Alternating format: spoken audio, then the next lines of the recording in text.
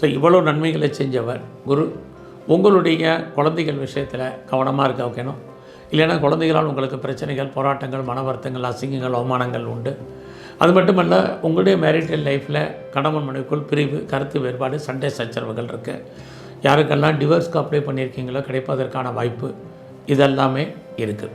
So நீங்கள் பிஸ்னஸில் இருக்கீங்கன்னா பிஸ்னஸில் இன்வெஸ்ட்மெண்ட்டை பார்த்து பண்ணுங்கள். அக்டோபருக்கு அப்புறம் தான் பிஸ்னஸ் ஓரளவுக்கு உங்களுக்கு கை கொடுக்கும். அது வரைக்கும் பிஸ்னஸில் இன்வெஸ்ட்மெண்ட் பண்ணுறது ரொம்ப அலர்ட்டாக இருங்க.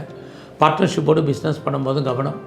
பொதுவாகவே life partner, business partner, both side எல்லாமே இந்த பயிற்சி அவ்வளோ சிறப்பாக இல்லை. இப்போ இந்த பயிற்சியில் உங்களை பொறுத்த வரைக்கும் நீங்கள் எடுக்கக்கூடிய முயற்சிகள் கவனமாக எடுங்க.